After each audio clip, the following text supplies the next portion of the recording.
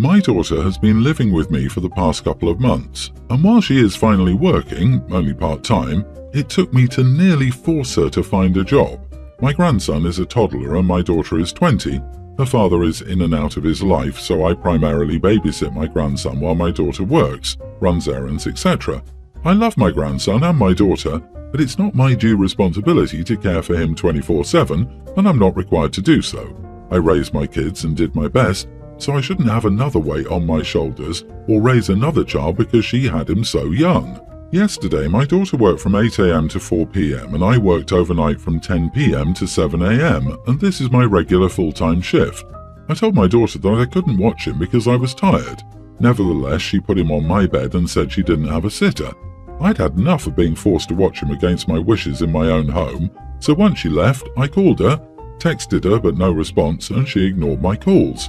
At that point, I grabbed my things, grabbed my grandson, and dropped him off at the police station and told them that my grandson was abandoned in my home and that I couldn't reach my daughter and that I was unable to care for him.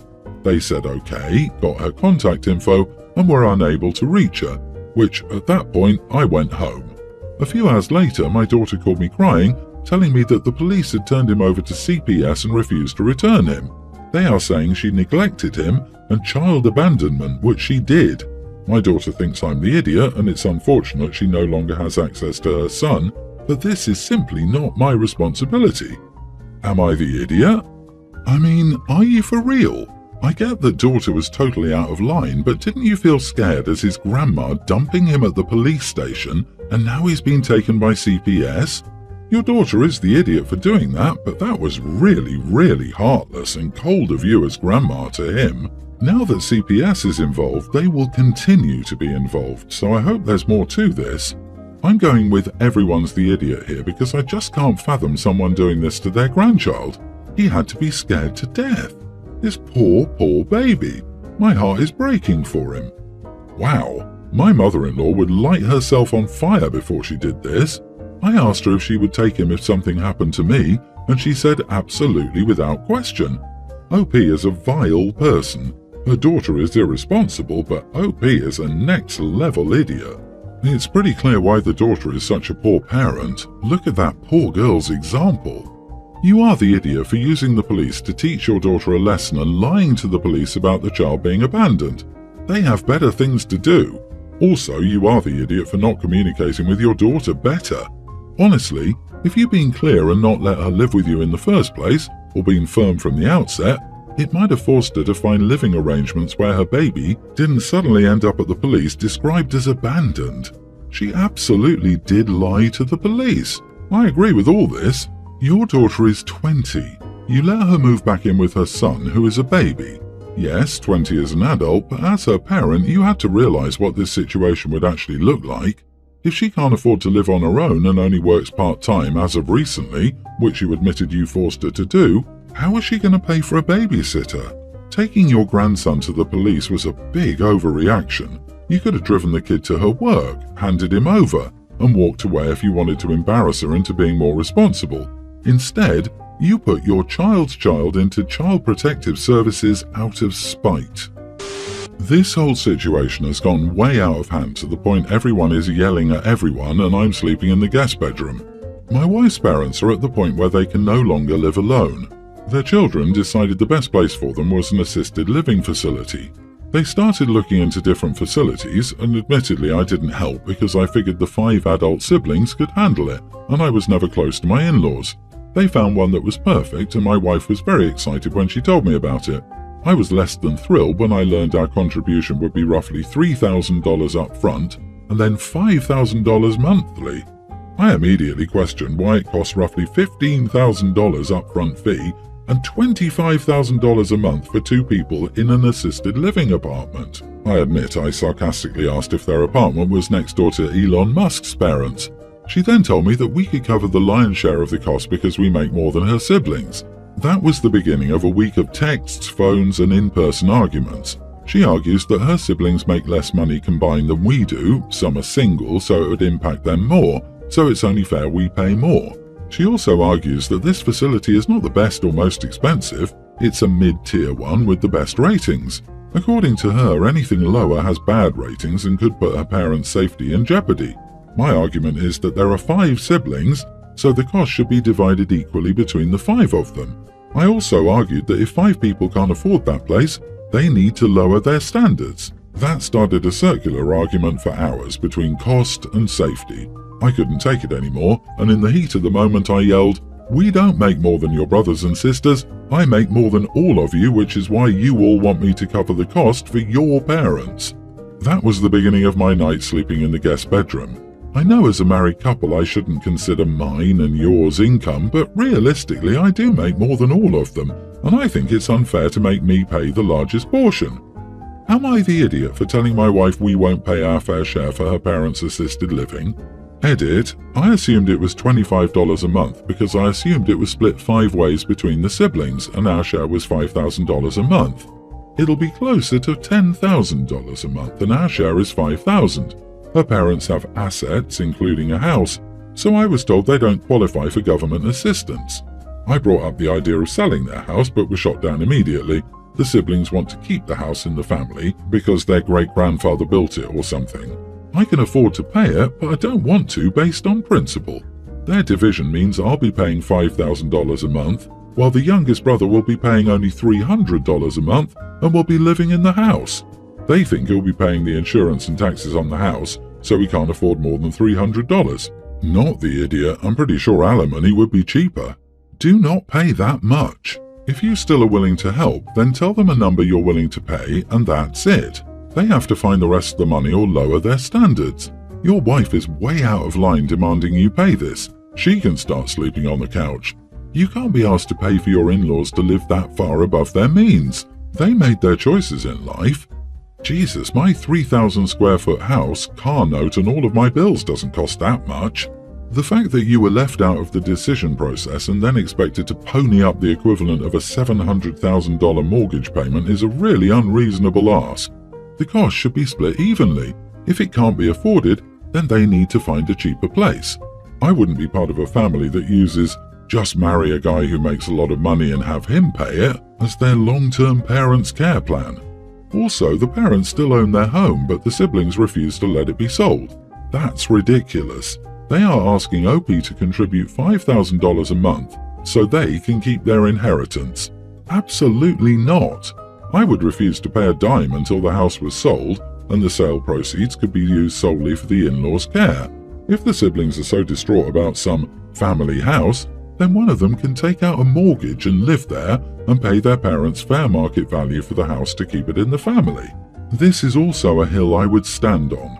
The other siblings and OP's wife are taking advantage of him because he earns more. That's not okay. I'm currently planning a wedding.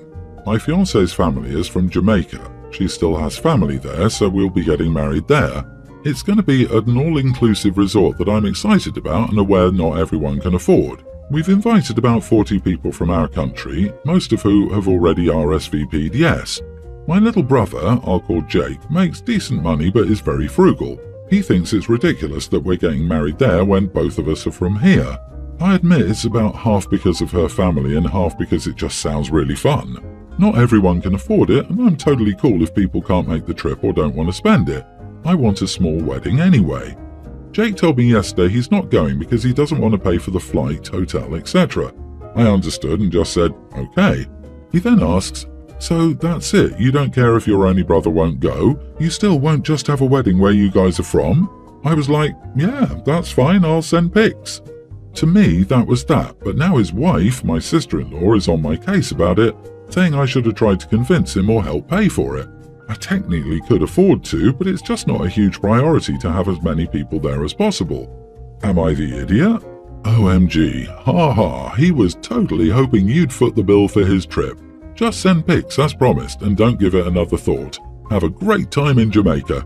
Congratulations. Not the idiot. Oh, and it sounds like sister-in-law was really hoping for the free vacation too.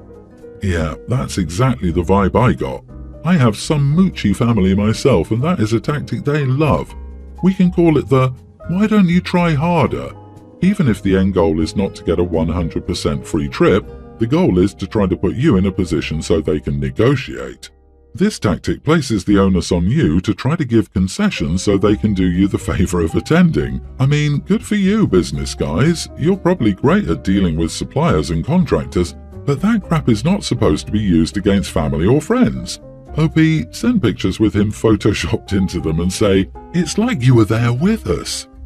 It's your brother's choice to attend your wedding or not. No one is forcing him either way.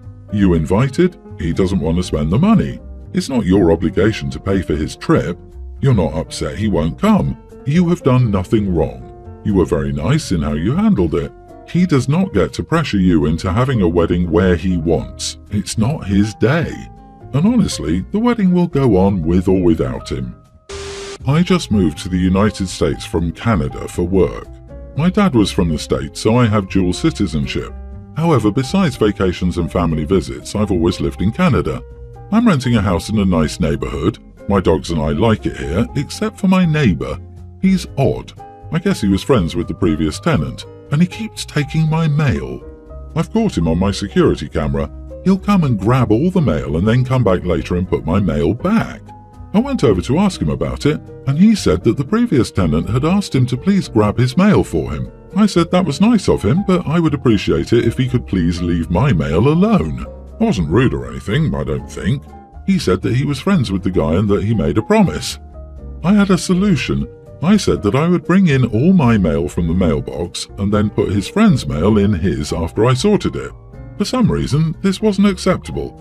I was going to even offer to let him look through the mail on my step, take his friend's stuff, and leave my mail in my box without taking it with him, until he said he didn't want a stranger putting stuff in his mailbox. The lack of self-awareness was sickening. I told him to stay off my property or I would be upset. Then I left. He did it again. I went to the post office to see if I could get his friend's mail forwarded to his address or if the change of address form was not processed. I just didn't want this guy taking my mail. And that is when I learned that stealing mail is a serious crime. The USPS actually has its own cops, and that stealing mail is a serious crime. My neighbor came over yesterday to apologize, promised that he wouldn't take my mail again, and asked me to talk to his lawyer and explain that he never kept any of my mail. I said I would. I was talking to my dad about it all, and he said I was kind of mean to get this guy in trouble for doing his friend a favor. I said I thought the guy was rude, and I didn't know if he was giving me back everything he took. What if he took my credit cards or official records or medical stuff or something? My mom thinks I should have been nicer, but she's Canadian. So am I the idiot for escalating a dispute with a neighbor? Not the idiot. Mail forwarding exists.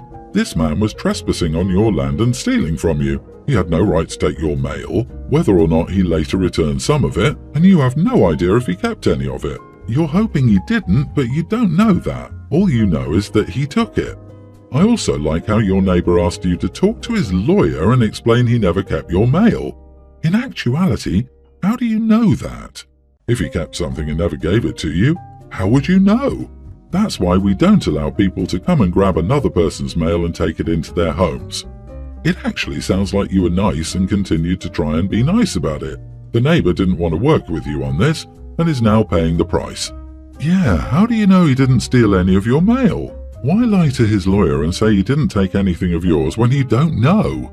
The dude was 100% in the wrong. It's your place now, not his friend's. Your solution of giving mail back to him from his buddy was sound, reasonable, and neighborly. To continue to go through your box was criminal. He's not likely to get into too much trouble for the one offense, though. So don't worry too much about it.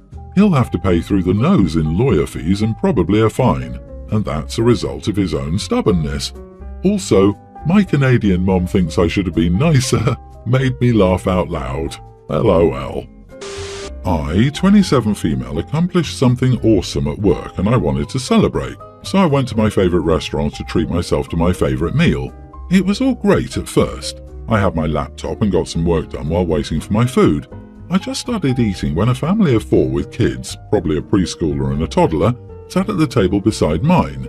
I was surprised because it's not an environment known to be hospitable to kids. Initially, the kids were quiet. It got progressively worse as they sat there.